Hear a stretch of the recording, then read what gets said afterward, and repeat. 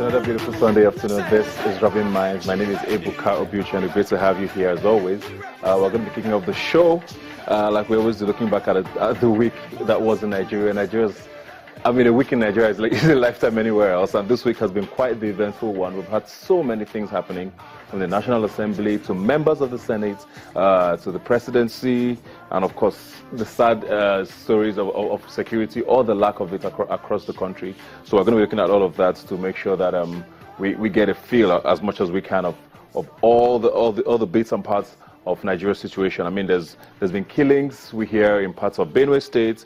We heard the Fulani herdsman situation continues to escalate beyond what most people thought it would be. We also have issues where members of the Senate have sort of clashed with each other, if I may use those words, where names have been called, allegations have been thrown against one another, and it's just been a very messy week with regards to our distinguished senators and all the drama that's gone on in the Senate. We're going to be looking at all of that, and of course trying to understand where we can take it from there. And I have here with me, as always, two very special guests who will be dissecting all of these issues so far with me. I'm going to start with my very first guest. He's someone who's been here a number of times, Bola Dale Adekoya. Thanks for being here today. It's a pleasure to be here. And of course, we also have here Tokumbo Adegoke. Thanks for being here. Thank you very much. Let's start with you now, Bola Dale. I mean, the Fulani herdsman situation continues to be one that's pretty annoying, if I may use those words now, because it's been around for quite a while now. Allegations have been thrown around, but we almost don't seem to see any reaction from the people we want to see reaction from. Talking about the presidency and security forces. We've heard about Benue, we heard about Niger State now, and the number of deaths is just beyond shocking. What's your take on that? I think it's really unfortunate. Calling it unfortunate is just being careful with words.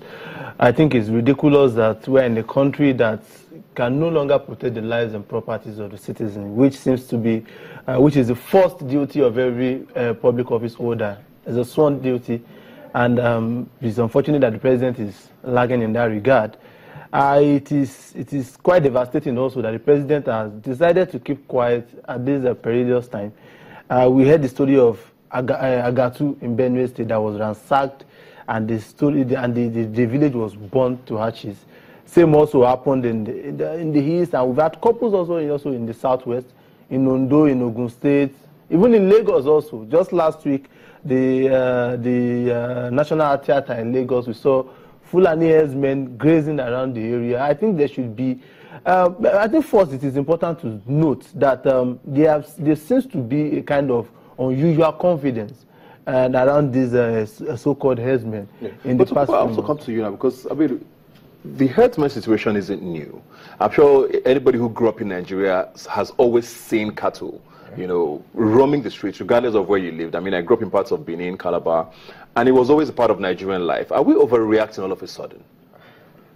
I think the case of these new herdsmen, their recent onslaught, it's a phenomenon that's pretty hard to even dissect easily. Because I'm looking at it from a perspective that why is it that this administration they are now coming up with? Is it that maybe people's reaction towards them is it as a result of actions and counter reactions and all? Because right now we're just looking at it from another perspective. But to my own perspective, I think the new acting IGP, he should actually take this as his own major cross for him to settle, because we're looking at it. I don't even think it has to get to the president and or there, but even Mr. President himself should also take this. He should actually call the maybe the NC, that's the Civil Defense Corps, and even the new acting IG, and they should take this as a cross they have to just sort out, because whether we like it or not, it's something that is just festering all along, and before we know what will happen, it will turn to a major war in our eyes and all like that. So I think they should just even nip it. Isn't it a war already? I mean, I know I may be using those words very,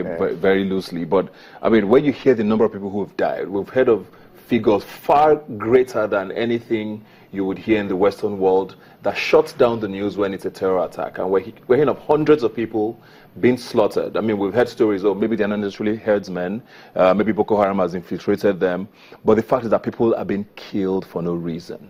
So is it not right to almost call it a war at this stage? I think. What do you think, Bola? No, I think there is no two wars to it. I think it's a war.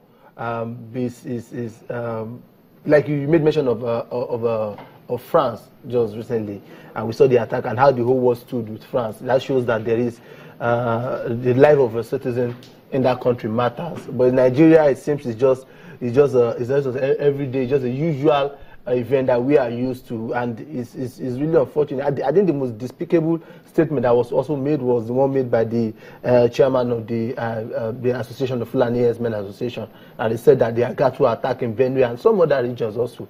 A kind of a reprisal attack against cows or cattle that have been stolen, or cattle that have been stolen. And now you start to look at that. Now, does human life, does it now equate the life of cows? You now kill people because they've stolen your cows, and then for the president to have kept quiet to this stage. The president has been using statements in Turkey, to France, to this and that, but unfortunately in Nigeria, where burning issues are happening right within his nose, he has refused to issue a single statement on it, and it is sorrowful.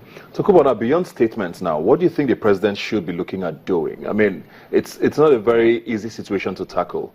With Boko Haram, for example, we knew where they were. At least we knew the region where they were. With the militancy in the Niger Delta, we know it's a Niger Delta issue. This issue is across Nigeria. They are mobile, and they could attack anywhere. So how do we start tackling this?